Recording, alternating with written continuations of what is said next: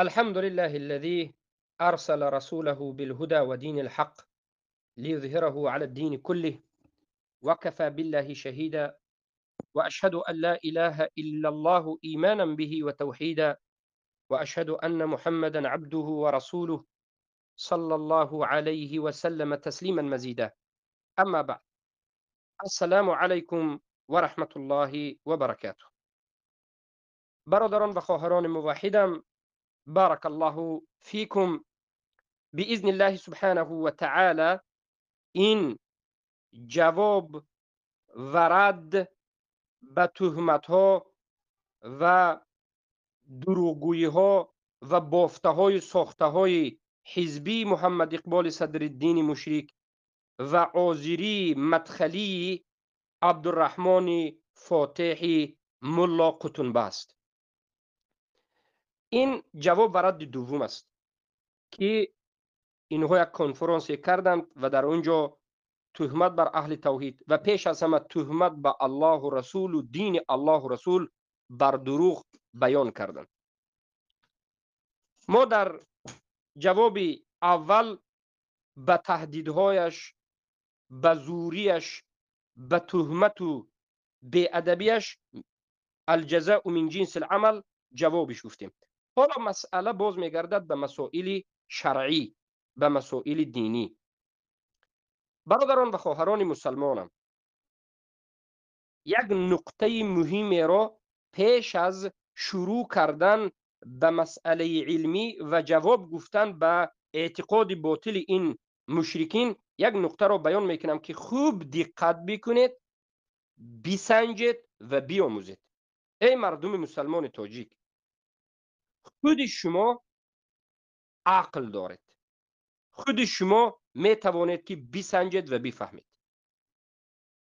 نقطه که من میگویم حالا بسنجید و بفهمید.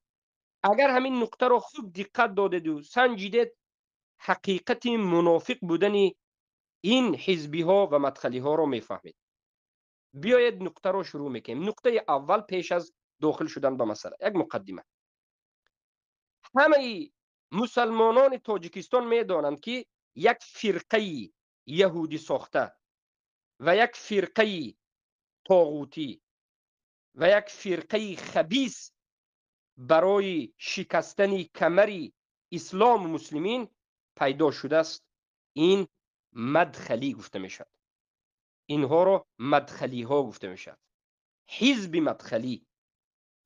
این مدخلی ها را البته یهودی ها پیدا کردند برای به خوبی نگه داشتن کرسی های طاغوت ها. و این مدخلی ها کم کمی در تاجیکستان هم بودند، در همه منطقه ها و در افغانستان هم هستند. انا همین به نام عبدالرحمن فاتح که خیلی با لقب ملا قطنبه در بین افغانستان مشهور است. عبدالرحمن فاتح تاجیکا میشناسین، لیکن به سبب این ویدیوهایی که اینو آن کردگیش هم همه شما میدونید، لقب ملا قطنبه که خیلی مشهورتر است، شیخ القطنبه یا ملا قطنبه، یکی از دعوا کنندگان مدخلی، یکی از گویا فخر کنندگان به مذهب مدخلی است. عبدالرحمن فاتح ملا قطنبه این انسان چی است؟ مدخلی، مشهور، معروف. ربیع المدخلی علمای مدخلی را خیلی دفاع میکند. علمای اهل سنت و الجماعت را خوارج میگوید. علمای اهل سنت و الجماعت را تکفیری و خوارج میگوید. و شما میدانید که این منهج کی است؟ منهج مدخلی است. مدخلی های یهودی ساخته برای نابود کردن منهج اهل سنت، برای دفاع کردن کرسی های طاغوت ها، برای لشکر طاغوت ها را نصرت دادن، اینها اهل سنت و الجماعت را مذهبی چی میگن؟ تکفیری. علمای اهل سنت را خوارج و تکفیری میگن. به مانند علماهایش، مثلا عبدالعزیز طرفی را تکفیری میگن، علی بن خدیر را تکفیری، سلیمان العلوان را تکفیری، خوارج. شیخ عبدالله جربو را تکفیری و خوارج و غیره. و هر کسی که جهل رو در کفر و شرک اکبر ظاهر عذر نگفت، اون تکفیری و خوارج. اما بعض حالات به جیم میستند. شیخ عبدالمحسن العباد، عبدالرزاق البدر، اینها کتاب نوشته. جهل عذر نیست. هر کسی که شرک اکبر کفر اکبر گفت اینا کافر میگن، زورشون نمیرسد، خاموش میستن و بالاخره اینها مدخلی هستند. بله شما میدونید که مدخلی ها دشمنان سرسختترینی کی هستند؟ البته اهل سنت. و بعد از این، بعد از اهل سنت، دشمنان سرسختترینی حزبی ها هستند. مدخلی ها حتی اهل سنت را حزبی میگوید، علمای اهل سنت را حزبی میگوید. علمای اهل سنت ما را که حزب را کفر میدانند، حزبی های علمانی لیبرالی را تکفیر مشرکین میکنند، میخوانند و میدانند، مدخلی ها اومده علمای اهل سنت حزبی میگوید.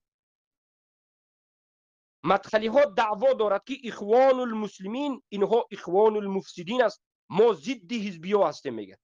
مدخلی هایی که در تاجیکستان هم بودند خیلی مخالف حزب نهضت اسلامی تاجیکستانی که حزب نهضت مشرکی است، خیلی هم ضدیت و خیلی هم این مدخلی ها به انامین نهضتی ها زد و خورد میکردند. یعنی میگفتند که اسلام حزب ندارد، ما مذهبی سلف داریم، علمای ما حزبی ها را انکار میکند. ربیع ابن هاد المدخلی و همه علمای مدخلی شب و روز ضد حزبی ها در تمام دنیا میزنند. اما اینجا یک عجایب است. عبدالرحمن فاتح ملا قطنبه به یک شبکه آمده، به یک کانال یوتیوبی آمده همکاری میکند و جماعت این شبکه را نصرت میدهد که اینها حزبی است. یعنی به کانال و به شبکه حزبی ها می آید، حزبی ها را نصرت میدهد. انکین فهمیدید که مدخلی ها خوبسا هستند، مدخلی ها دشمنان الله و رسول مشرکین هستند. به خاطر ضربه زدن به اهل سنت، به خاطر منهج اهل سنت رو منهج تکفیری و خوارجی گفتن، می آیند و همراه حزبی ها یک جا میشوند. از جانب دیگر در این حاضر برنامه می بینید که برنامه رو مجری، اداره کنندش، تشکیل کنندش محمد اقبال صدرالدین از تاجیکستان است. محمد اقبال صدرالدین از نظر آداب و اخلاق فرهنگ یگان دایره ندارد، نه دایره اسلامی و ایمانی، نه اخلاق ایمانی و نه دایره انسانی، نه یک اخلاق فطرتی انسانی. محمد اقبال صدرالدین از آداب و فرهنگ اسلامی هم برخوردار نیست، چی رسد اسلامی، از آداب و فرهنگ انسانیت، مدنیت انسانیت، از آداب و فرهنگ فطری برخوردار نیست. بسیار مشرکین که حتی یهود و نصارا است، آداب و اخلاقش، فطرتش از انا همین محمد اقبال خوبتر است. برای چی؟ برای آنکه اگرچه یهود و نصارا است، لیکن بعض یهود و نصارا آداب دارد، فطرت دارد. دروغگویی مثلا اینو آن بد میبیند. چهلی که کفار قریش در زمان رسول الله، اینها قریشی ها پیامبر اینها را مشرک میگفتند، لیکن همین مشرکین یک آداب، یک مدنیت، یک فرهنگ، راستگویی، یک شرم، یک حیا، یک مردیگری داشتند فطرتا. اما محمد اقبال یگان از این مردیگری، آداب، اخلاق، مدنیت، انسانیت، مدنیت انسانیت ندارد.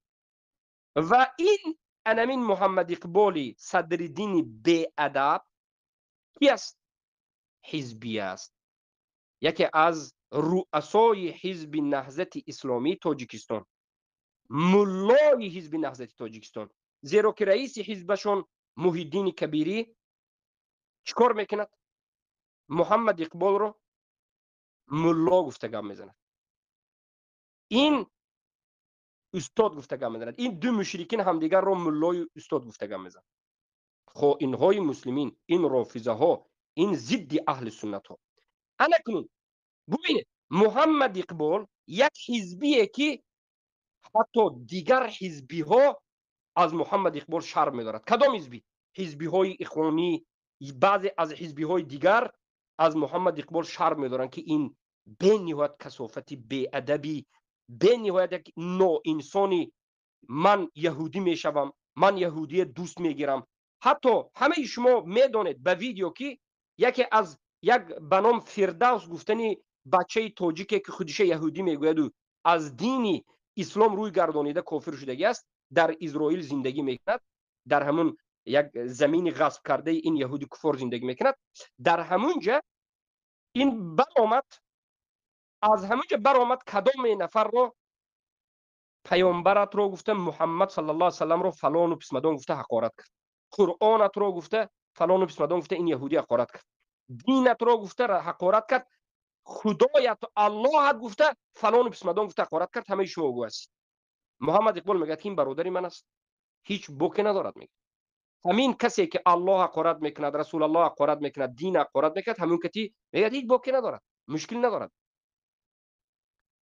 و محمد اقبال همراهی رافضه ها، همراهی ایران، همراه رافضه هایی که ابوبکر و عمر عثمان مرتد میگویند، رافضه هایی که مادرمان عایشه رو فاحشه میگویند، رافضه که قرآن ما رو تحریف شده میگوید، همراه اینها میشیند، میخیزد. رافضه ها برادرش است، همراه ایرانی ها همکاری میکند، ایرانی ها رو دفاع میکند، دست پرورده همونها است، از همونها مبلغ میگیرد، زندگی میکند. اما البته مبلغ از مردم جمع کردنش یک تقریبت و روز کردن، لیکن اینا از ایران همه ای کارش یک دست پرورده های ایران، جاسوس ایران است. پیمان ملی که ساختن در درونش یکی از بزرگترین تعلیم داده ایرانی ها، یکی از آیت الله تاجیکی که رفته در ایران آیت الله شده است. دشمنی مسلمانان تاجیک در پیمان ملیشون کی است؟ سیدونی سرافشانی همراه اینو است. همشون هم دیگرشون برادر و استاد گفتگان میزنن. اکنون همین محمد اقبال نو انصاف، محمد اقبال بی ادب، محمد اقبال رافضه، محمد اقبالی که یهود رو از مسلمان اهل سنت پیش میگیرد، می آید یک برنامه می سازد. عبدالرحمن فاتح مدخلی که خودش سلفی میگوید و ضد حزبی است، می آید در این برنامه هر دویش در یک جا میشیند. یکیش حزبی خبیث رافضی یهودی، یکیش مدخلی یهودی. اکنون دیدید که مدخلی ها کذاب دروغگو هستند که این شرمنده ها میگن که ما ضد حزبی هستیم. اکنون دیدید دروغگو است. عبدالرحمن فاتحی ملا قطنبه یک چند سال از گشته و برگشته میگه که ما منهجمون سلف صالح است، ما قرآن و سنت فهم سلف میگیم، ما ضد حزب، ضد کفر، ضد شرک میگه.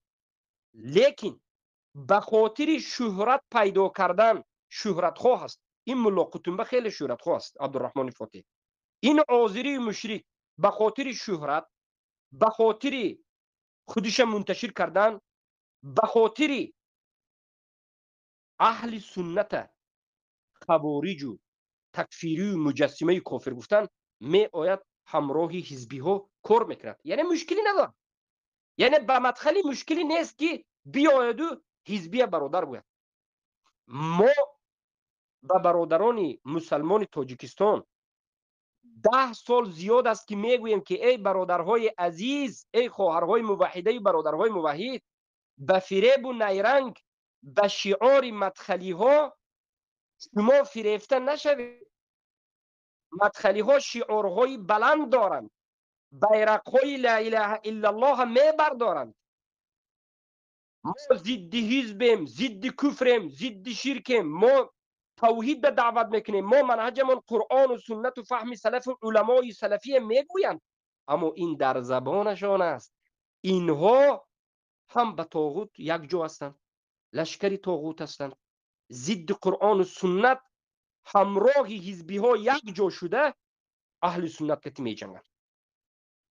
ما در درس های حلقه های مدخلی شناسی که 37 حلقه کرده هستیم، خوب گوش کنید که یک چند سال پیش به شما گفته بودیم که حقیقت چهره مدخلی همین است که به خاطر اهل سنت رو زدن، حزبیه که شب و روز مدخلی حزبی را گنده میکرد، مدخلی به همون ضد حزبی خودش سلفی گفته، خودش مشهور کرد.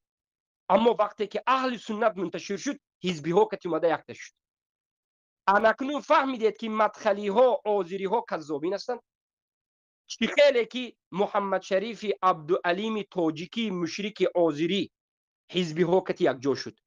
دادر محمد شریف طاهر گفتگی یک مشرک آذری مدخلی شاگرد رسلان و هشام البیلی مدخلی های مصری تاجیک ابو صهیب این مدخلی تاجیک آمد همراهی کی شد؟ همراهی حزبی ها شد. همیشه مدخلی های تاجیک، همیشه آذری های تاجیک و همیشه مدخلی های افغانستان و همیشه مدخلی های جمعی های ایران، آذری های افغانستان، ایران، تاجیکستان همراه حزبی های تاجیکستان است. حزب نهضت است. برای چی؟ برای آن که مدخلی های خائن دعوایی که میکنند که ما اهل سنت و الجماعت هستیم دروغ است. حقیقتشون دیدید. عبدالرحمن فاتح انکنون دیدید که موالات به حزب مشرکین داره. الحمدلله به شما آشکار گشت. اما بعد مسئله دوم، نهضتی ها که شب و روز مدخلی ها این مدخلی ها آن میگفتند، نه بالاخره دیدن که مدخلی ها جهل میگفته است. مدخلی ها حزبی این کار کندم لیکن کفر شرکی اونم با مسلمانی میدانست است. از این میبرد که مدخلی ها چی بود است؟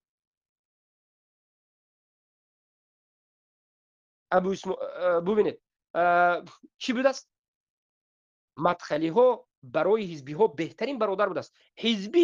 حزب نهضت تاجیکستان بله فهمید که مدخلی ها بهترین است، اگرچه مدخلی ها را حزبی ها قبول نمی کند، اما حزبی ها مدخلی ها را برای استفاده بردن بله استفاده میبرد. همچون یک پتک پا، همچون یک ورق حاجت خانه مدخلی ها را استفاده میبرد.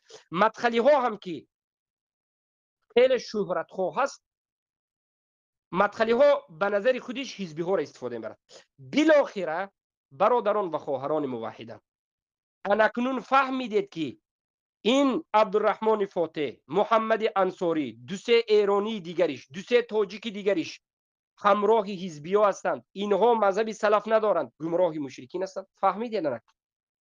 اینها عبدالرحمن فاتح، محمد انصاری و دیگر مدخلی ها از فقه الواقع، از واقعیت تاجیکستان، از تاریخ تاجیکستان، از واقعیت جنگ تاجیکستان، از تاریخ سیاه رافضگی حزب نهضت مشرکین خبر ندارند و برای اینها مهم نیست که این حزبی ها رافضه است و مشرک است و یهود است. برای اینها مهم این است که برایت مشهور شود در بین تاجیکو و برایت اهل سنت خوارج بود.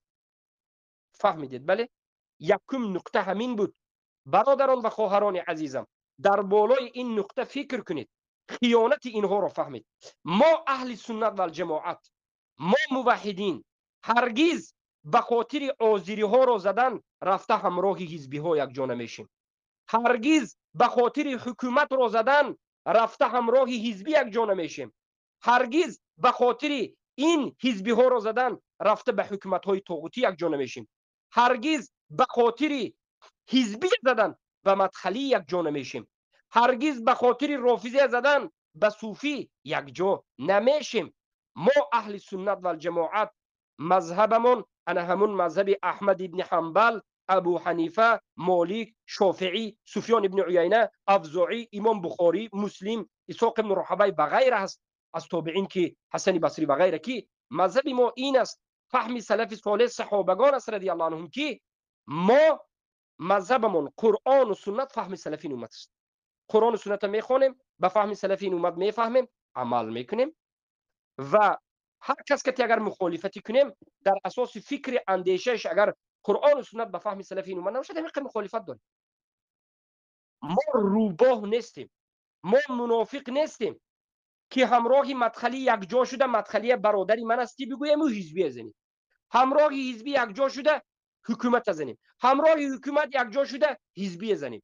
این پلیتیکای ساخته منافقین است، این سیاست منافقین است. اهل سنت و الجماعت یک رنگ، یک نمود، یک فهم، یک منهج دارد. قرآن و سنت فهم سلفین اومد.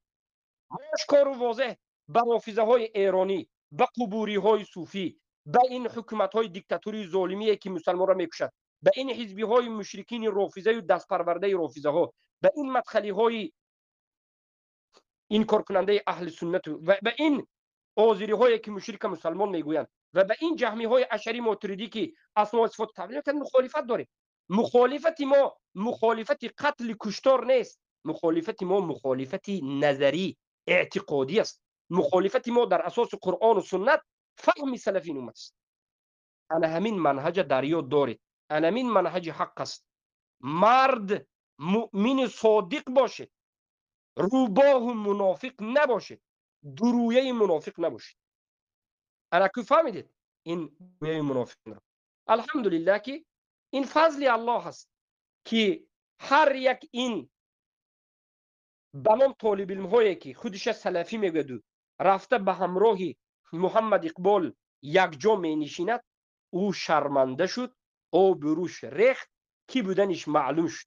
هر کسی رو که محمد اقبال یا حزبی ها میگه که همون آدم خوب است، همون آدم چهریش سیاه است، همون آدم دانید که یک منافقی به عقیده مشرک است. انا مقگا. البته اگر اینها بعضی از علمای اهل سنت رو به خاطر بعضی مسئله حق گوید، این دیگر است. من بالعموم طالب علمای را اینا گویند که خوب است، این همین گوش کنه طرفی ما است، این یعنی یک گمراه بودن طالب علم نشون میده. انا اکنون به مسئله علمی داخل میشویم. بیاید صدای محمد اقبال مشرک حزبی و عبدالرحمن مدخلی ملا قطنبه آذری مشرک را گذاریم و به دروغ و تهمت اینها جواب بگوییم و جهل اینها را در اساس منهج ما بیان کنیم. منهج سلف خیلی که به شما گفتیم. بسم الله. انسان تعجب میکنه نسبت به این مسئله. و یک سوال دیگر در همین قضیه، چرا تکفیری ها موانع بین مسائل عقیده و مسائل احکام ایجاد یعنی که میکنه این مسئله را چگونه شرح می‌کنید؟ حالا این سوال را حزبی از مدخلی کرد. محمد اقبالی حزبی به ادب سوال کرد که چرا تکفیری ها میگه. ببینید به ادبی اینها اهل سنت. من حالا امام شافعی را میارم، امام مالکی را میارم، مزنی را میارم، شیخ الاسلام ابن تیمیه میارم، همه علما را میارم که اصول دین و فروع دین، ظاهر و خفی در دین ما جدا میشود. البته عقیده و احکام نه. محمد اقبال صدرالدین از سبب اینکه جاهل در دین است، مشرک در دین است، یک رافضی که هست، این حزبی رافضی دزد البته که نمیفهمد. برای همین میگه که چرا تکفیری ها عقیده و فقه را از هم دیگر جدا میکنه.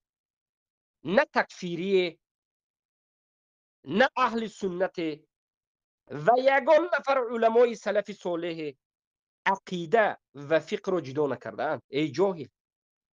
حتی نمی تکفیری های خوارجی که امروز هستند و ما اونها را رد میزنیم، همونها هم عقیده و فقه گفته جدا نمیکنند. اصلا خوارج های امروزه جدا نمیکند. فقه را هم برده به اصول میزند، فقه را هم عقیده گفته تکفیر میکند.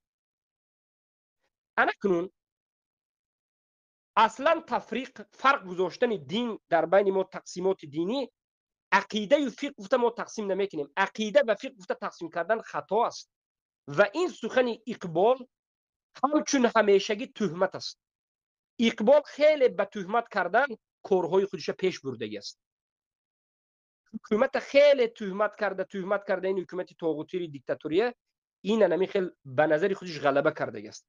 اما نمیداند که در دین الله تهمت کردن، به علما و طالب علم اهل سنت تهمت کردن عاقبت شرمندگی در این دنیا و آخرت است، هلاک شدن است و خوار و ذلیل شدن است. الله خارج کند اخزه الله. یکم دروغش این که چرا میگوید ما رو در نظر دارد، تکفیری گفته. عقیده و فقه جدا میکنند. ما میگیم که ای مشرک، عقیده و فقه هیچ کس جدا نکرده است. عقیده و فقه جدا کردن از نظر حکم این خیل تقسیمات وجود ندارد. تقسیمات را اصول دین میگن و فروع دین، یا تقسیمات را ظاهر و خفی میگن، نه عقیده و فقه. ظاهر و خفی یا که اصول دین و فروع دین میگن که ما سخنهای علما رو میریم. بیایم ببینیم به سؤال حزبی مشرک مدخلی آذری مشرک چی جواب میده. ببینید اساسا بین بحث اصول و فروع این خودش جای بحث داره و شیخ الاسلام ابن تیمیه رحمه الله در مجموع الفتاوا این بحث را مفصل توضیح میده و علامه ابن عثیمین هم رحمه الله در بعض کتبش توضیح میده. میگه اساسا این تقسیم درست نیست که ما فرق قائل بشیم بین اصول و فروع و بگید اصلا میگه که نمیتونیم یک تعریف منسجم و تعریف دقیقی داشته باشیم که فرق بین این دو بگذاریم، چرا که بعضی از مسائلی که به اونها فروع گفته میشه در واقع اصوله. متوجهی؟ پس بنابراین فرق گذاشتن در بین این دو مسئله که این اصل و این فرع، این خودش قابل بحثه. یعنی من درسته این مسئله را عرض میکنم که در میان اهل علم کسایی هستن که بین فرع و بین اصل تفاوت میگذارن، بین فروع و اصول فرق میگذارن. ببینید عبدالرحمن فاتح خیر نباشدم که طالب علم کمی خونده مدخلی است، لیکن مسئله عقیدوی و فقهی نگفت و اصل و فروع گفت و بعد از این باز کمی انصاف کرد و این عبدالرحمن فاتح مدخلی عذری ملا قطنبه گفت که در بین اهل علم علما هستند که اصل و فرع را جدا میکنند، اما محمد اقبال گفته ایستاد است که هر کسی که اصل و فرع جدا کند، عقیده و فقه جدا کند، تکفیری گفته است. عبدالرحمن فاتح گفته است که این چنین علما هستند. انا که بیت ما انا همین مسئله رو به شما بیان میکنیم. برادران و خواهران عزیزم، خیلی خوب دقت بدید، این یکی از شبهات بزرگی انا همین مدخلی ها و حزبی ها برای دفاع کردن کفرشون و شرکشون است. یکم، اینها انکار کردن که تقسیمات دین، اصل دین و فرع دین گفتنی گپ نیست، یا مسئله ظاهره که اصل دین است و مسئله خفیه که فرع دین است، این چنین چیز نیست گفته. این مسئله رو چی کردن؟ انکار کردن. من شما منهج داریم. منهج ما چی است؟ دین ما قرآن است، سنت است، با فهم سلف این امت است. بله؟ الله در قرآن میگه که یا ایها الذین آمنوا اطیعوا الله و اطیعوا الرسول و اولو الامر منکم. ای اونهایی که ایمان آوردید، الله و رسول الله و اولو الامر منکم، اولو الامری که علما و پادشاهایی که از شما هستند اطاعت کنید. در دانش میگه فان تنازعتم فی شیء فردوه الی الله والرسول ان کنتم تؤمنون بالله والیوم الاخر ذلك خیر لكم ذلك خیر و احسن تأویلا. یعنی ببینید الله به ما منهج نشان داد و گفت ای مسلمان ها، وقتی که شما در یک مسئله خواه دینی خواه دنیوی کشمکش کردید، اختلاف کردید، تنازع کردید، همین مسئله رو بازگردانید به سوی الله، یعنی به سوی قرآن، به سوی رسول الله، یعنی به سوی سنت، با فهم سلف این امت فهمید. اگر ایمان به روز قیامت داشته باشید، ایمان به الله و به روز قیامت داشته باشید، انا این برای شما مسلمانان خیر است. اما عبدالرحمن فاتح عذری، محمد اقبال حزبی مشرک، آیا همین مسئله که اختلاف شد به الله و رسول و فهم سلف گردانیدن یا نگردان؟ یکم منهج اهل سنت فهمیدن و قرآن و سنت به میگردان فهم سلف. انا که دویم منهج اهل سنت خود دقت بدید، ما در هر مسئله سخن سلف صالح رو اول باید سخن سلف صالح رو نگریم. وقتی که سلف صالح در همون مسئله سخن کردند، بعد از سلف صالح آمده دیگر علما متقدمین، یعنی بعد از سلف آمده عصر 4 و 5 و 6 متقدمین میگن، یا متأخرین بعد از این آمده علما رو تا امروز متأخرین میگن. علمای متقدمین و متأخرینی که بعد از سلف صالح آمدند، اگر سخنهایشون موافق سلف باشد قبول است، اگر مخالف سلف باشد مردود است. این منهج اهل سنت است. این سخن هم مدخلی میگوید، هم اهل سنت میگوید، هم بسیاری عذری ها میگوید و این سخن اکثر آدم میگوید لیکن عمل نمیکنه. لیکن من شما اهل سنت و الجماعت فقط به دهان نباید گوییم، ما اهل سنت و الجماعت هم میگوییم و هم عمل میکنیم. مذهب حق، طائفه الناجیه، طائفه المنصوره، فرقه الناجیه، اهل سنت و الجماعت عمل میکنن. ما میبینیم. بیاید در مسئله اصول دین و فروع دین، آیا دین ما تقسیم میشود یا نمیشود؟ برادر عزیز، من یک چند سال پیش یک کتاب نوشته هستم، نام کتاب ایمان به عمل صحیح نیست. در انا همون کتاب در صفحه 67 مش نظر کنید، همین مسئله را بخونید. در همون کتاب ایمان به عمل صحیح نیست، کتاب خیلی مفید است، خونید. صفحه 67 به درآید، همین مسئله را که من در اونجا موضوع گذاری کردم، اقوال سلف، یعنی سخنهای سلف صالح در اثبات تقسیمات دین به اصل و ظاهر و فرع و خفی، یعنی سخنهای سلف ما می آوریم که اثبات میکنیم که سلف صالح دین را تقسیم کرده اند به اصل دین و ظاهر، اصل دین مسائل ظاهر، و بر فرع دین و خفی. و هر کسی که بیاید انا همین تقسیمات دین را که اصل دین و فرع دین انکار کند، البته این یک چیزی بدیهی، یک چیزی بزرگ و عادی و واضح و روشن انکار کرده و به منهج آزری ها، به همین نمود آزری ها اگر انکار کرد، یک گمراه است.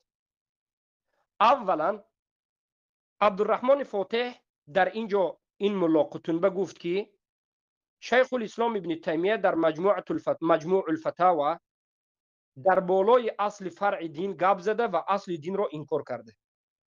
بله، این سخن ابن تیمیه وجود دارد، لیکن دوام سخن اینا چرا نمیخواند؟ برای آنکه خائن است، حزبی جاهل است، مدخلی خائن است.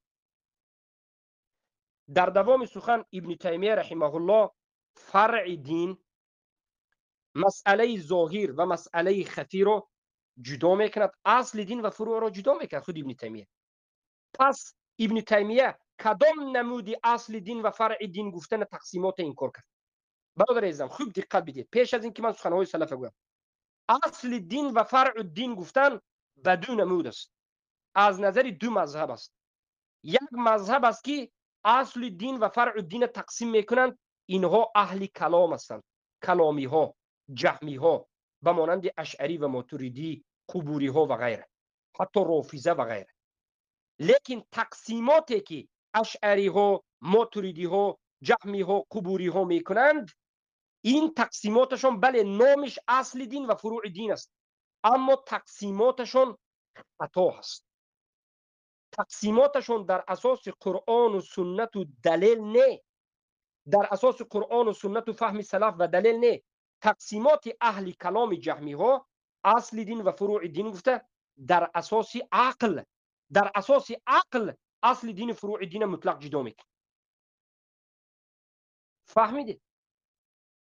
در اساس عقل خودشون، در اساس فلسفه، در اساس منطق.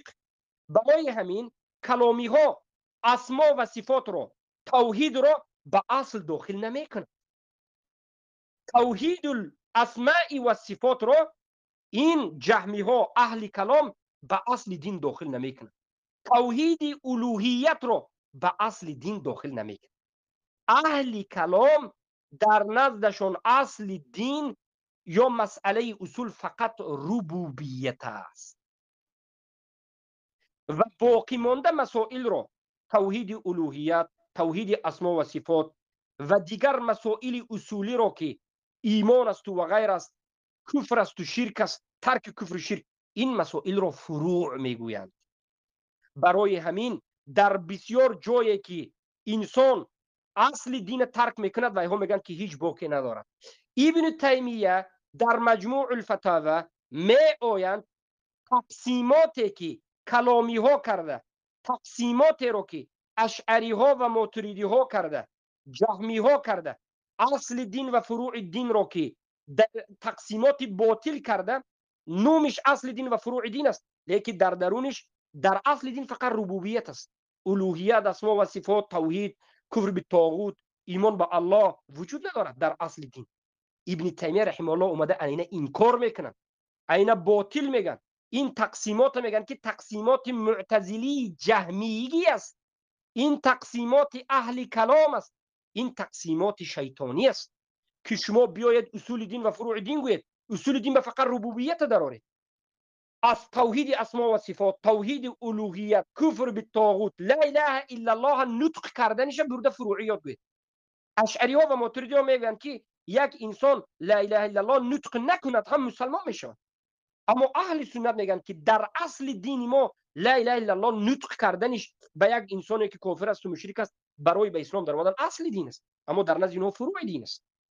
انا این تقسیمات از نظر داخلیش که فقط ربوبیت اصل دین گویی دیگرش اصل دین نگویی، انا اینه ابن تیمیه این کار کردن و در دوامش ابن تیمیه رحمه الله اصل دین بیان کردن، اصل دین بیان کردن و فرع دین بیان کرد، اصل دین و فرع دین بیان کرد.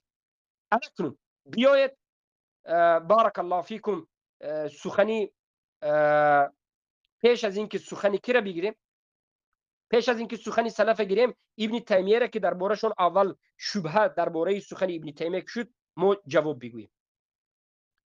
در این باره کتاب نوشته شده است. بارک الله فیکم. من حالا میکشویم کتابی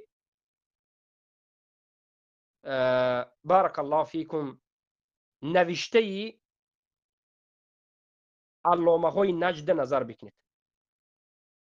علامه نجد مجددین ثانی شیخ الاسلام الادل عبد الرحمن ابن حسن ابن محمد ابن عبد الوهاب رحمه الله، علامه رحمه الله میگن که الادله والبراهین، نام کتاب الادله والبراهین على عدم العذر بالجهل فی اصول الدین. نام کتاب ببینید، ادله یعنی دلیل ها و براهین یعنی برهان ها، دلیل ها و برهان ها بر این که جهل در اصول دین عذر نیست. این انسان مجدد دین است، عبدالرحمن شیخ الاسلام است، علامه اهل سنت است، مدخلی ها همه این علامه میگن، این قبول نکرده علاج نیست، علمای نجد است، نبیره محمد ابن عبدالله است. اما می آید محمد اقبال صدرالدین جاهل بدین حزبی این آدم تکفیری خوارج گفته، این آدم میگه که تکفیری خوارج است. چرا تقسیم میکن تکفیری خوارج میگه؟ و بعد از این عبدالرحمن جاهل آذری مدخلی مشرک میگه که ابن تیمیه نگفته. در همین کتاب نام کتاب ببینید، جهل در اصول دین عذر نیست. عبدالرحمن مجدد دین میگن که در اصول دین که این یکتا پرستی است. اصول دین چی است؟ میگن این لا اله الا الله است، کفر بالطاغوت است، الولا و البرا است، علم بلا اله الا الله است، اخلاص است، ترک شرک است، یکتا پرستی است، محمد رسول الله گفتن و پیامبر شناختن و پیروی کردن است، ایمان آوردن به جنت و دوزخ و روز قیامت و اینا است. یکتا پرستی یعنی توحید و ترک شرک کفر. انا این اصول دین میگن. در این جهل عذر نیست. انسانی که اصول دین ترک کرد به شرک کفر واقع شد، جاهل در اصول دین مون یعنی در توحید مون، این مشرک است. میگه اسم میدیم، اسم میدیم مشرک است. میگه تکفیری اسم نه تکفیر معذبه اگر جاهل باشه. اما باقی مونده مسائل گفتن، این مسائل به مسائل فروعات داخل میشد که فروعات با به خودش به دو قسم تقسیم میشه.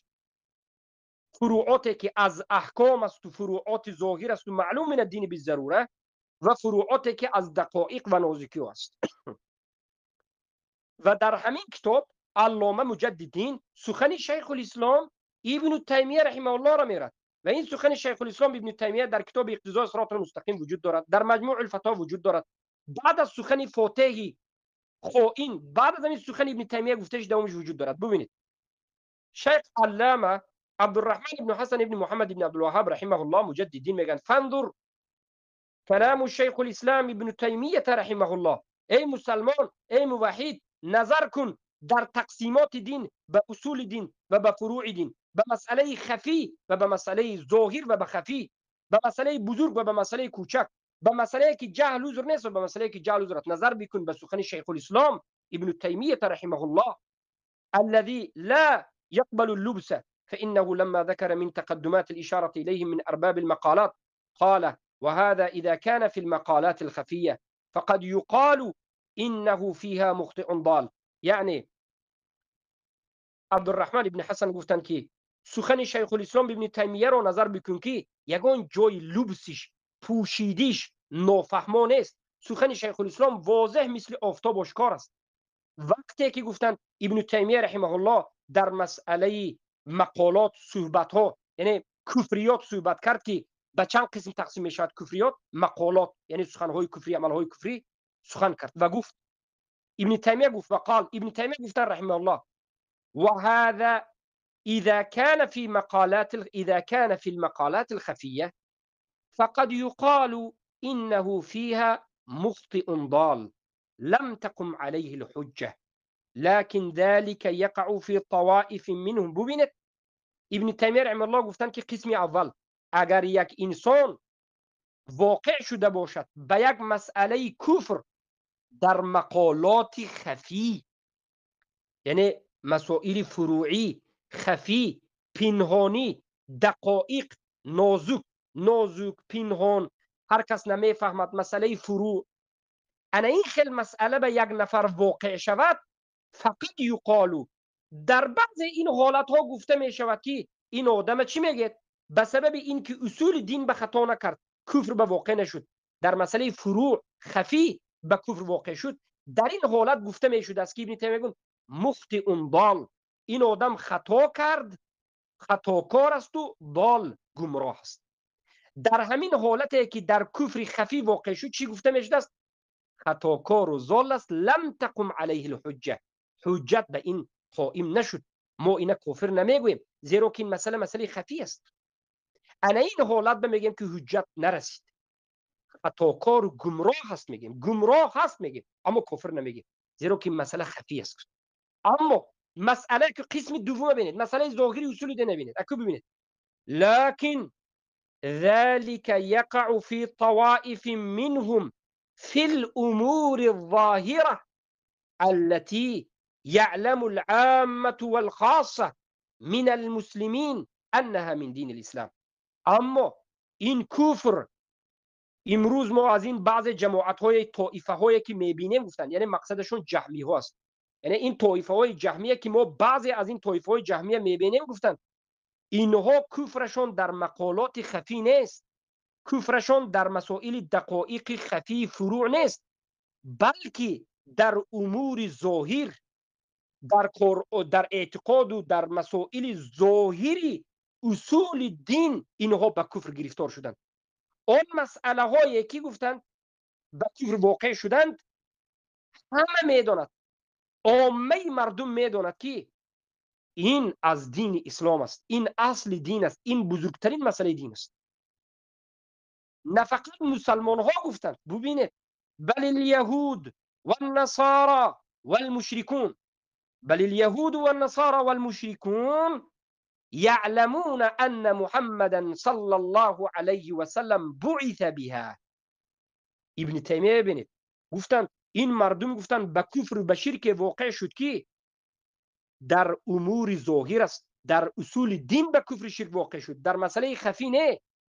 همه مسلمان ها میداند که این از اصول دین است، آدم های عامه هم میداند، آدم های عالم هم میداند، همه یک خیل میداند که این از دین اسلام است، زیرا که این مسئله خفی ظاهر است. نه فقط مسلمان ها، حتی یهود، نصارا، مشرکون همه میداند که محمد صلی الله علیه و سلم به همین چیز مبعوث شد، یعنی به اصول دین. البته یهود و نصارا دین اسلام ما را مسائل فروعاتش نمیداند، یهود و نصارای مشرکین از دین اسلام ما مسائل خفیه نمیداند. از دین اسلام ما یهود و نصارای مشرکون چی را میداند؟ اصل دین ما را میداند. اصل دین ما را حتی انمون یهود، نصارا، مشرکان میداند. همه یهود و نصارای مشرکین حالا کجا رسد مسلمین؟ همه مسلمان ها میداند که انمین محمد چی به دعوت میکردن، چی به فرستاده شدن، در کدام مسائل تکفیر میکردن و کفر من خالفها. یعنی یهود و نصارا میدانست، مشرکین میدانست که پیامبر مردم به چی دعوت میکردند. اساس و مهمترین چیزی که پیامبر فرستاده شده بودند چی است و پیامبر در کدام مسائل مخالف خود کافر میگفتند و کفر من خالفه. در کدام مسائل یهود و نصارا هم میدانست این چی بود؟ مثل گفتند امره بعبادت الله وحده لا شریک له، مثل این که پیامبر امر میکردند به یگانه عبادت کردن الله که شریک ندارد.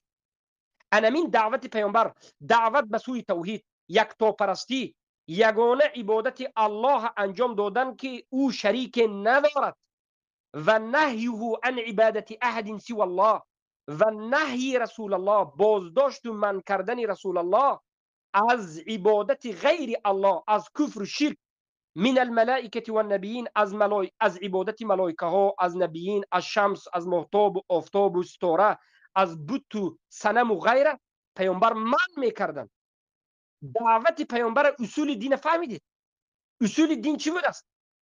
امر پیامبر به عبادت الله، یگانه الله عبادت کنید، به الله کسی را شریک نآورید و نهی میکردند، مردم میگفتند که غیر الله عبادت نکنید، ملائکه، پیامبر، آفتاب، مهتاب، ستاره را بوده.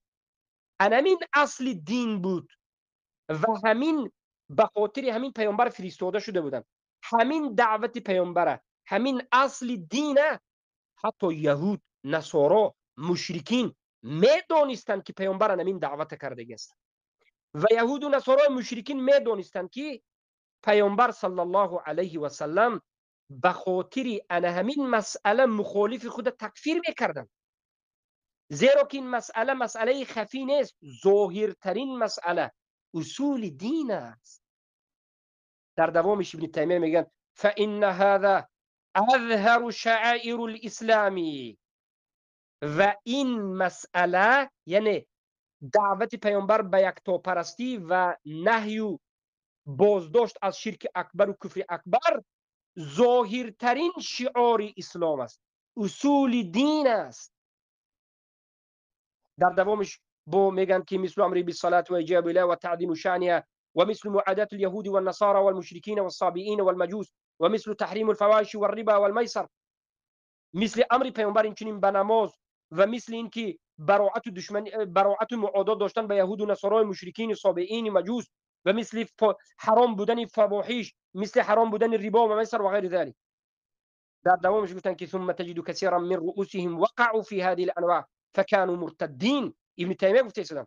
اما بعد از این میبینی که بسیاری انسان ها، حتی بزرگان بعضی از مذهب ها گفتن به همین اصول دین یا مسائل ظاهر اصولی واقع شدن به کفر، مسائلی که یهود و نصارا میدانست که این پیامبر آورد، لیکن بعضی بنا مسلمان ها این به واقع شدن، جاهل موندن، نفهمیدن، فکانوا مرتدین و از جمله مرتدین شدن. میگه انکب الکنون ببینید در اینجا شیخ الاسلام ابن تیمیه رحمه الله دین را به دو قسم تقسیم کرده.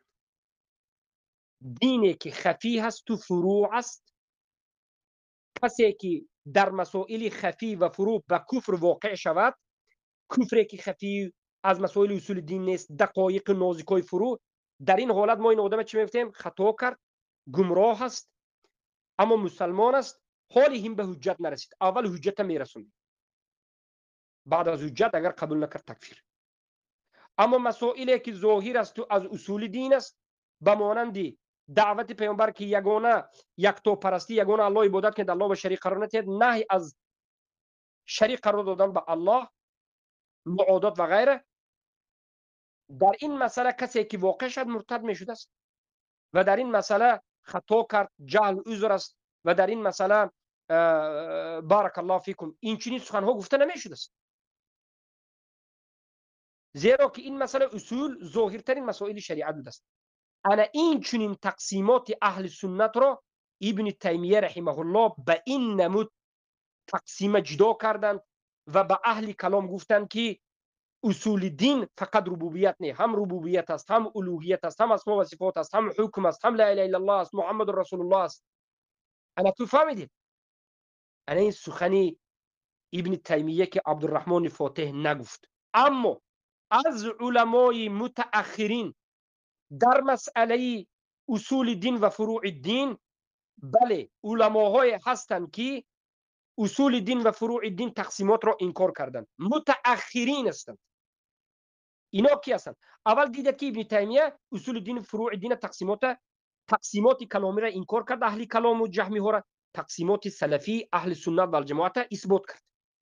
انکنین علمای معاصر میگه، علمای متأخرینی که در همین عصر 10 سال 20 سال 30 سال پیش مردگی هستند که تقسیمات اصول و فروع انکار کردن، اینا کی هستند؟ بمانندی البانی، بمانندی مقبل الوادعی یمنی، بمانندی ابن عثیمین، بمانندی امروز ربیع ابن هادی المدخلی، بمانندی جامی، یکی از رؤسای مدخلی جامی، انا اینها انکار کرده است.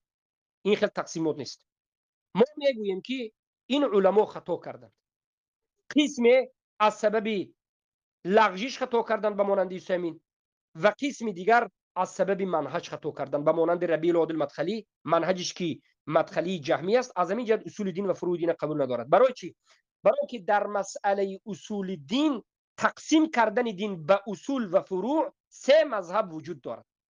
تقسیم کردن دین به اصول و فروع سه مذهب وجود دارد.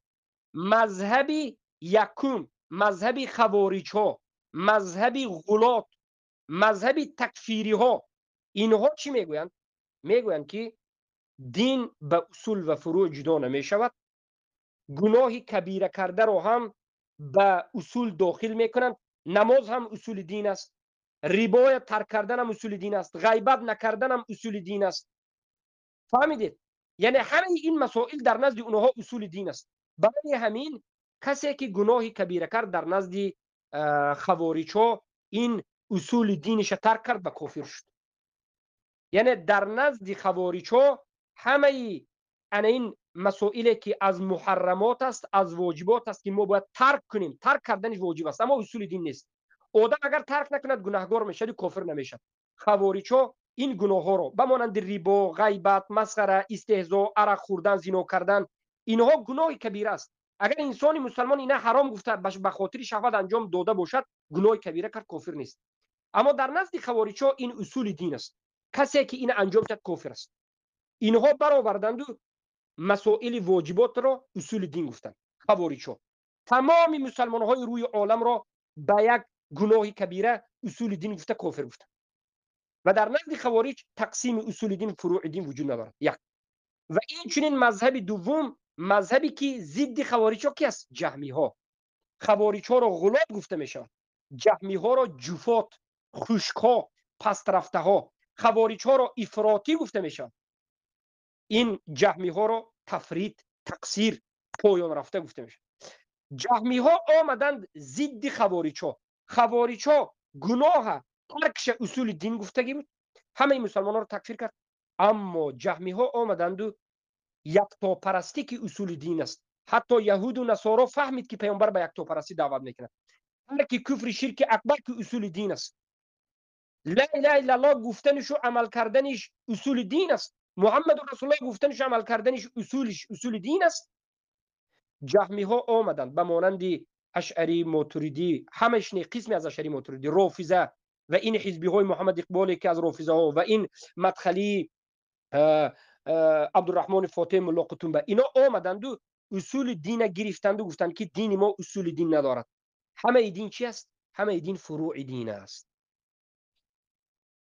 خوارج ها اصول دین و فروع دین انکار کردند، مسلمان ها را تکفیر کردند.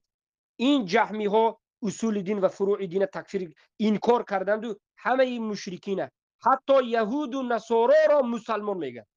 امروز در کوچه رو، در روسیه، در امریکا، در اروپا، یک کریستیان رو، یک یهود رو، یک نصرانی رو، یک بودیست رو، یک سیخ رو، یک ملحد رو گوید که تو مسلمانی، من تو رو کافر نمیگویم، من تو رو در دین خودم میدانم، توی مسلمان میگم، گوید بروی شما یهودم توف میکند، نصرانی هم توف میکند، ملحد هم توف میکند. میگه که ای احمق، میگه ای جاهل، میگه من به دین تو کافرم، میگه من دیگر دین دارم، میگه دین من دیگر است، دین تو دیگر است.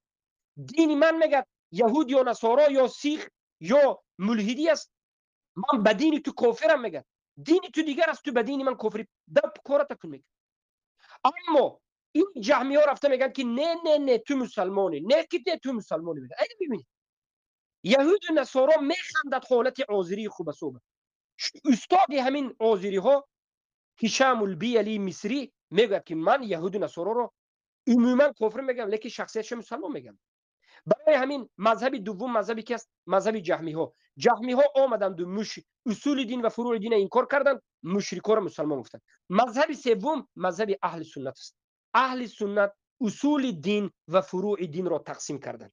خیلی که سلف صالح تقسیم کرد. اولا قرآن تقسیم کرده، سنت تقسیم کرده، سلف صالح تقسیم کرده، ابن تیمیه هم تقسیم کرده، علمای نجد تقسیم کرده و حتی کتاب نوشته الادله والبرهان على عدم العذر بالجهل في اصول الدين. اصول الدين عند جهل عذر است، فروع عند جهل عذر است. این منهج اهل سنت است. با آداب و اخلاق، با چی، با انصاف و عدل تکفیر را در همه جا نکردند به مانند خوارج و تکفیر را در همه جا انکار نکردند به مانند جهمی.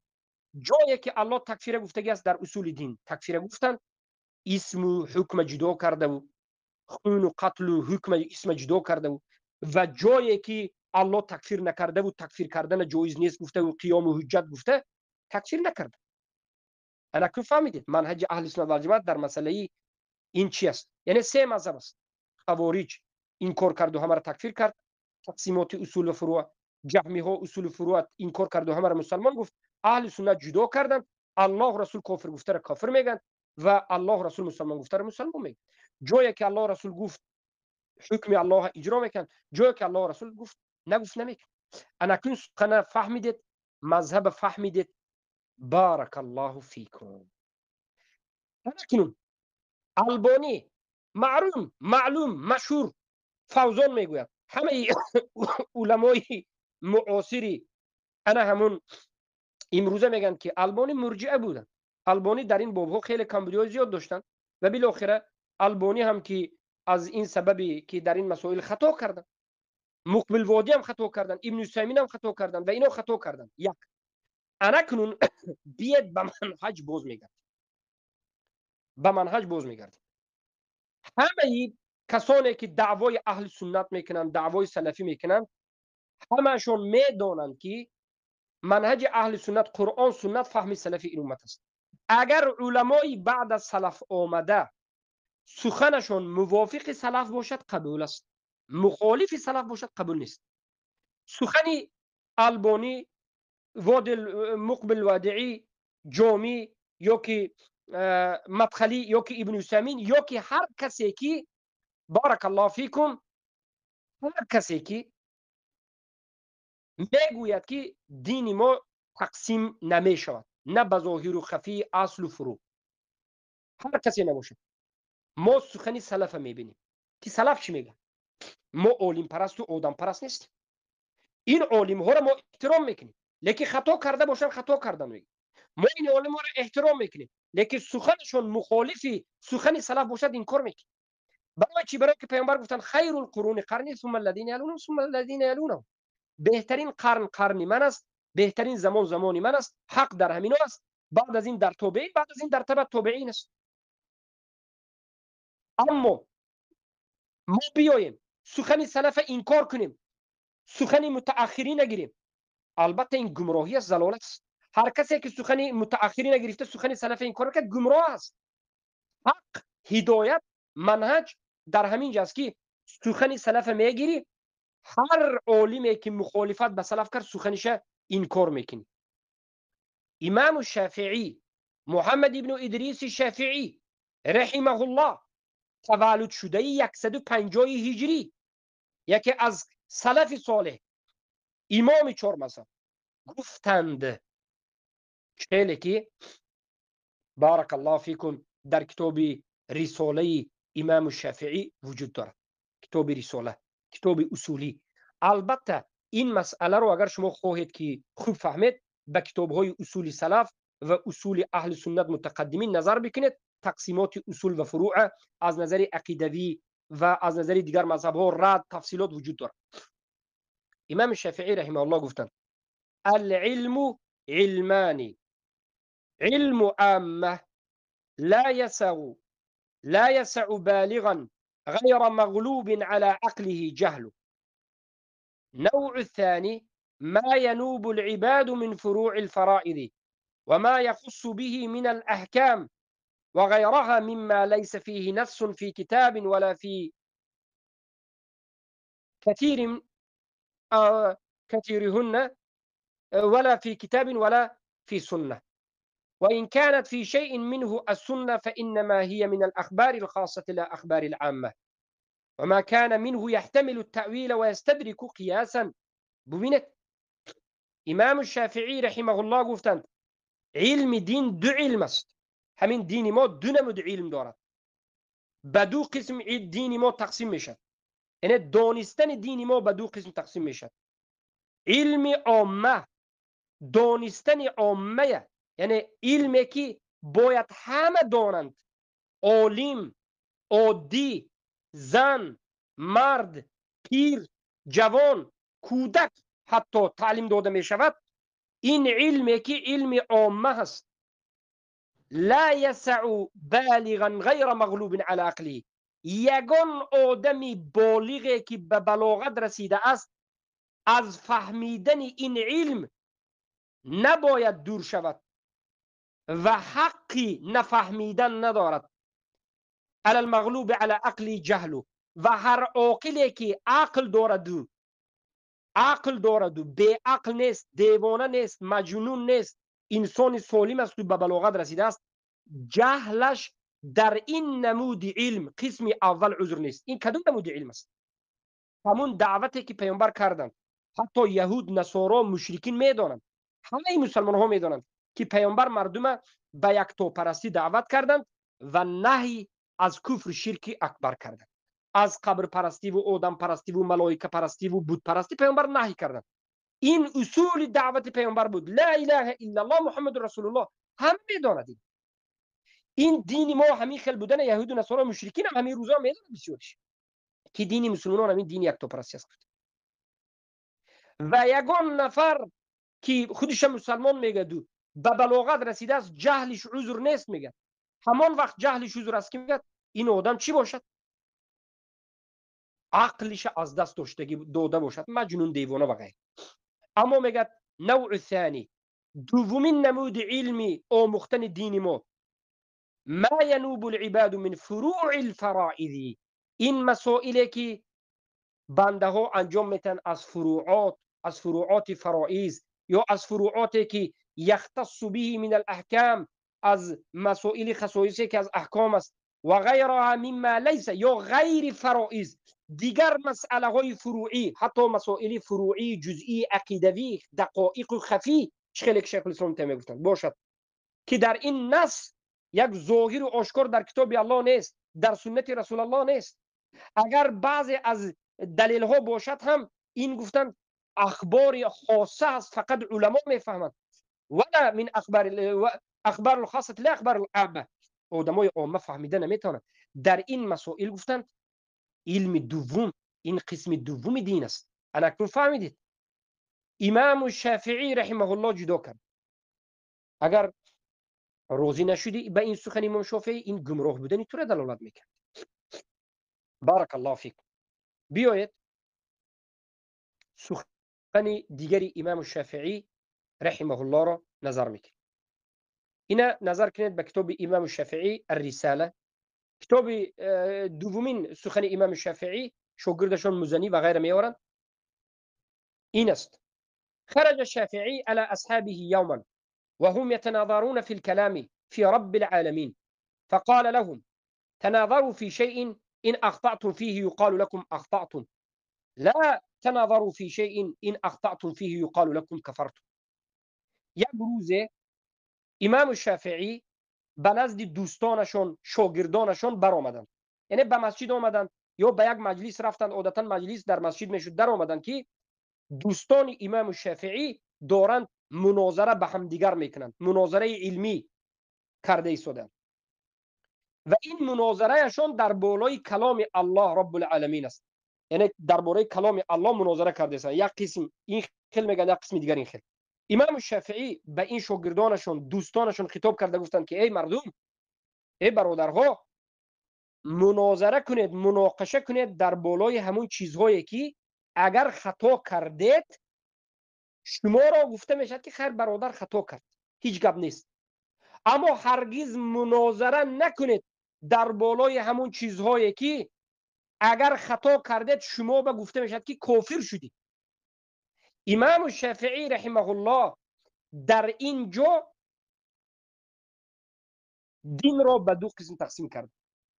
مسائل های هست که من شما می توانیم که بالاش به مناظره کنیم، بالاش به اختلاف کنیم، لیکن یگان نفرمون کافر نشویم. من فقط گویم که برادر تو خطا کردی، یا تو مرا بگویی که برادر خطا کردی، زیرا که این مسائل خفی یا فروع است. اما بعض مسائل است که ما حق مناظره کردن و با هم دیگر دو مسلمان اختلاف کردن نداریم. مسائل اصول دین، در مسئله یکتاپرستی، در مسئله کفر بالطاغوت، در مسئله لا اله الا الله، در مسئله انکار شرک، در مسئله کفر شرک ترک کردنش، در این مسئله من و تو یک موحد به هم دیگر مخالفت کردن ما این ممکن نیست. هر کسی که مخالفت کرد در اینجا خطا کرد برادرم نمیگوید اینجا کافر شدی تو کفرت میگه، تکفیر عین گفته شدن کافر شدی. امام شافعی حتی تکفیر عین کرد. خیلی که حفظ فرد بم وقتی که به نزد امام شافعی اومده میگه که قرآن مخلوق است، میگن که کفرت بالله یا کافر، کافر شدی یک کافر میگه. تکفیر عین وجود داره. امام مزنی رحمه الله میگن که سألت الشافعية عن مسألة في كلام فقال سألني عن شيء إذا أخطأت فيه قلت أخطأت ولا تسألني عن شيء إذا أخطأت فيه قلت كفرت. امام المزنی رحمه الله استادشون شافعی رو از مسئله کلام یک سؤال سخت کردن.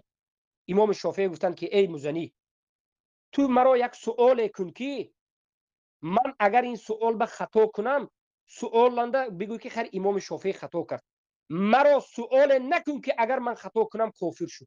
یعنی ببینید در بعض اصول دین خطا کردن، ببینید در بعض قسم دین خطا کردن عذر است، عذر. اما در بعضی از قسم دین خطا کردن عذر نیست، آدم کافر میشد به مانند کلام الله، به مانند توحید و غیره. فهمیدید؟ بارک الله فیکم. پس انا این است.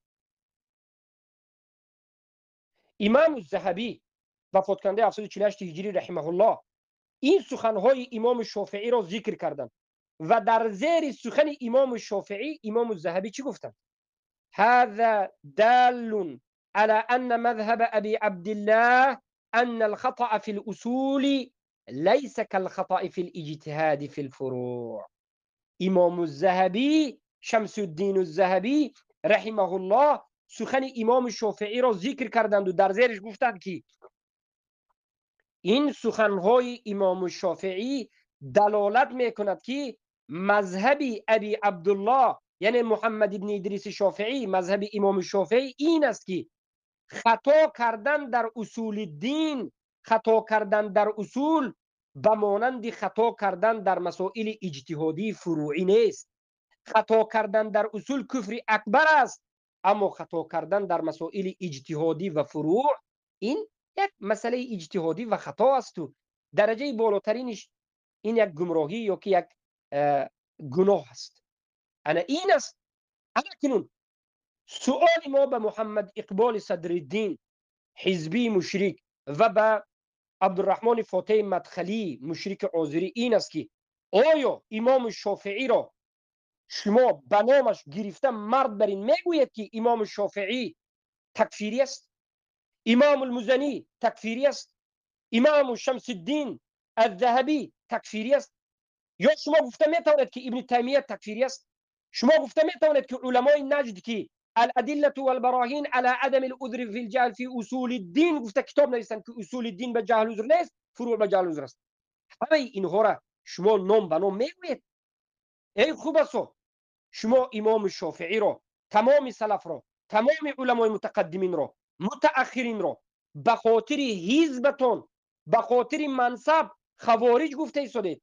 فردا در روز قیامت وقتی که به الله روبرو شدید به این تهمتتون، بهتانتون به الله چی میگید؟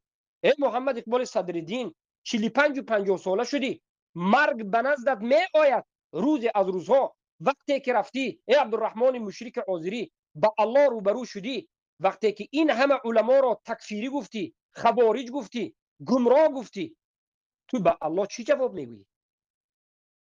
مذهب اهل سنت را خوارجی گفتی، به دین الله شب روز میجنگی، چی میگویی؟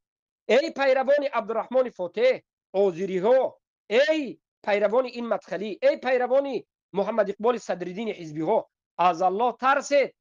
عبدالعزیز طریفی یک سخن خوب میگوید که احمقترین آدم همون کسی هست که دینش را به خاطر دنیا میفروشد. اما از این هم احمقتر دیگر آدم است. احمقتر از این هم یک آدم است که دینش را به خاطر دنیای دیگر انسان ها میفروشد. من میترسم که پیروان حزبی ها محمد اقبال، پیروان آذری های عبدالرحمن این مدخلی، شما دینتون را، ای مردم، شما پیروان این شخصان دینتون را به خاطر دنیای اینها فروخته ایستادید. روز قیامت میروید الله میگه که دین نداری. چرا؟ برای که دینت را به خاطر محمد اقبال فروختی، به خاطر دنیای محمد اقبال، کرسی محمد اقبال، یوتیوب محمد اقبال، به خاطر کیفیت و لذت محمد اقبال و عبدالرحمن فاتح فروختی.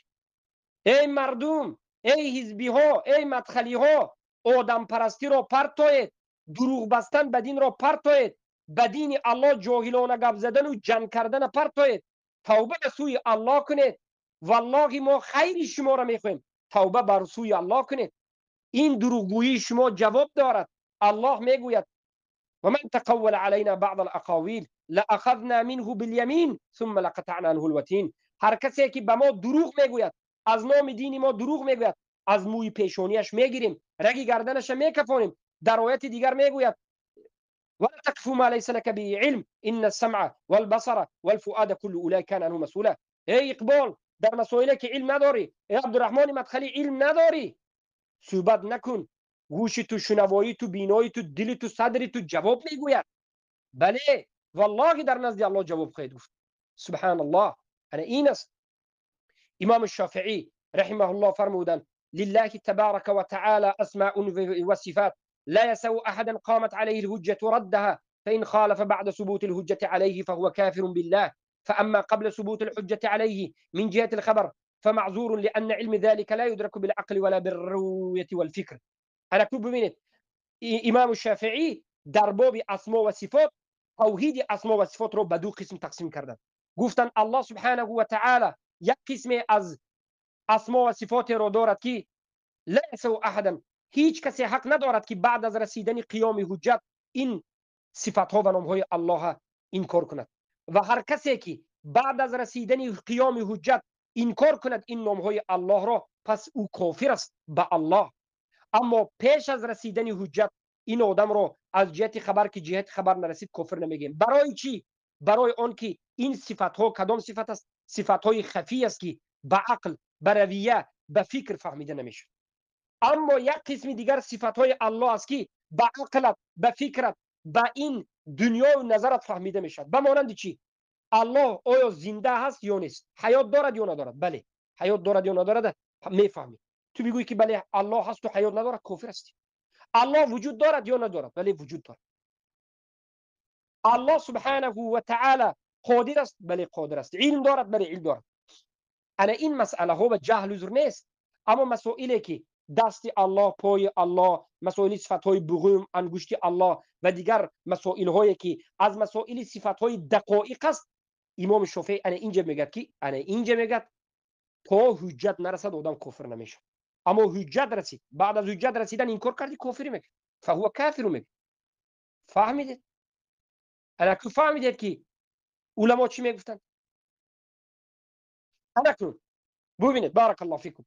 امام ابو عبدالله محمد بن نصر المروزی، یکی از علمای بزرگ متقدمین از اصحاب حدیث، نقل کرده میگه که لما كان العلم بالله ایمانا والجهل به كفرا وكان العلم بالفرائض إيمانا والجهل بها قبل نزولها ليس بكفر وبعد نزولها من لم يعلمها ليس بكفر لأن أصحاب النبي صلى الله عليه وسلم قد أقروا بالله في أول ما بعث الله رسوله إليهم ولم يعلموا الفرائض التي افترضت عليهم بعد ذلك لم يكن جهلهم ذلك كفرا ثم أنزل الله عليهم هذه الفرائض فكان إقرارهم بها والقيام بها إيمانا وإنما يكفر من جحدها لتكذيبه خبر الله ولم تأتي خبر من الله ما كان بجهلها كافرا وبعد ما جاء مجيء الخبر من لم يسمع بالخبر من المسلمين لم يكن بجهلها كافرا والجهل بالله في كل حال كفر قبل الخبر و بعد الخبر. نظر بکنید به کتاب تعظیم و قدر الصلاه صفحه 365 و مجموع الفتاوای ابن تیمیه رحمه الله مجله هفتم 325 که ابن تیمیه برای تقسیمات دین این ذکر میکنه. امام المروزی یکی از علمای سلف است. اناکنین دیگر علمای سلف ببینید. امام المروزی برای جدا کردن اصول دین و فروع دین ذکر میکنند وفات کننده 294 هجری است. امام المروزی رحمه الله گفتند از اصحاب حدیث نقل کردن، اجماع سلف نقل کردن. امام المروزی اجماع سلف نقل کردن که دین ما به اصول و فروع تقسیم میشه. ای گمراه، ای حزبی مدخلی، دین تا از سلف گیر، اجماع سلف بین. امام المروزی وفات کننده 294 هجری گفتند که علم به الله این ایمان است و جهل به الله، جاهل بودن به الله کفر است. اما علم داشتن به فرائض، مسائل هایی که فرضیه که الله در قرآن و سنت فرض کرده است، ایمان است. ایمان است، بله، علم داشتن به این چیزها ایمان است. اما جاهل بودن، نفهمیدن بعض این مسائل ها پیش از نازل شدن قرآن و سنت یا پیش از رسیدن قرآن و سنت، پیش از رسیدن حجت، این کفر نیست. یعنی ببینید ایمان به الله این در همه حالت فرض است. جاهل بودن به الله در همه حالت کفر است. پیش از رسیدن حجت، بعد از رسیدن حجت فرق نداره. شناخت الله، ایمان به الله، یکتاگی الله، از شرک کفر دست کشیدن، لا اله الا الله، در همه حالت این چی است؟ این فرض است، از اصل دین است. در همه حالت جاهل موندن در حق الله این چی است؟ کفر اکبر است. اما در مسائل احکام، این قسم دوم اسلام دین، مسائل فروعات یا احکام، پیش از حجت رسیدن این کفر نیست. یک آدم به حجت نرسید، نفهمید، یک آدم در بادی است، در درون کفار است و نو مسلمان شد، حرام بودن یک چیز نفهمید، فرض بودن یک چیز نفهمید، برای که قرآن و سنت هیچ کس به او نرسونید. این در بین مسلمان ها هم نیست. بله، نفهمیدنش، ندانستنش از سبب نرسیدن قرآن و سنت کفر نمیشه. اما الله نشناسد، در همه حالت کفر است میگه. و در آخر اومده میگن که والجهل بالله فی کل حال کفر، جاهل موندن در حق الله، در حق توحید، در اصول دین، در همه حالت کفر است. پیش از خبر و بعد از خبر، پیش از رسیدن حجت و بعد از رسیدن حجت. اکنون بگوید که این اجماع سلف نقل کرد. اجماع سلف امام المروزی ابو عبدالله محمد بن نصر المروزی وفات کننده 294 هجری سلف صالح اجماع سلف نقل کرد که علم داشتن در حق الله اصل دین است، جهل عذر نیست. پیش از حجت، بعد از حجت انسان کافر میشد. اما در دیگر احکام اگر حجت نرسیده باشد کافر نمیشود و شرایط تقسیمات خودش که اینجا گفتن ما دوری دراز نشد گفته به تفصیلات ندار آمدیم. پس اینها تکفیری هستند، اینها خوارج هستند. بله، از نظر حزبی ها، از نظر مدخلی ها خوارج هستند. برای همین علمای اهل سنت و الجماعت من شما را از حزب باز می‌دارم. برای همین علمای اهل سنت و الجماعت من شما را از جماعت و جماعت بازی، از این فرقه گرایی، مدخلی گرایی باز می‌دارم. برای چی؟ برای اینکه اینها حزبشان به کفر رود، به خاطر دفاع حزبشان اسلام انکار میکنه. مدخلی ها فرقهش در اساس کفر شرک است، به خاطر دفاع فرقهش قرآن و سنت، به قرآن و سنت و مذهب سلف خوارج میکنه. انا این است دفاع اینها قرآن و سنت و فهم سلف نیست. مقصد اینها ظاهر شدن حق نیست. مقصد اینها دفاع حزبی ها، دفاع حزب است. قرآن و سنت انکار کرده، مذهب سلف انکار کرده، یک علاج کرده، حزب دفاع میکنه. مدخلی ها یک علاج کرده، سلف صالح خوارج گفته و تکفیری گفته، فقط همون مدخلیش اثبات میکنه. ما اهل سنت و جماعت، ما یگان حزب نداریم، یگان فرقه نداریم، یگان جماعت نداریم. ما مذهبمون اهل سنت و جماعت، منهجمون قرآن و سنت فهم سلف است و ما حرکت میکنیم که قرآن و سنت رو به فهم سلف گیریم و فهم سلف و قرآن و سنت دفاع میکنیم. انا حقیقت است. بارک الله فیکم. انا کنون برادرای عزیزم، از این زیاد ما با دیگر چی بگوییم؟ به کسانی که عقل است، خرد است، فهم است، همین کافی است. این صحبت های ما را منتشر بکنید و حتما به دقت گوش کنید و این شبهات کوریده حزبی ها و جهمی ها را به خاطر انکار قرآن و سنت و تکفیری گفتن سلف امت و مشرکین به خاطر دفاع کردن، این شبهاتشون در همه جا برادران و خواهران طالب علم رد زنید. این مهم است. سبحانك اللهم بحمدك اشهد ان لا اله الا انت استغفرك واتوب اليك برحمتك يا ارحم الراحمين.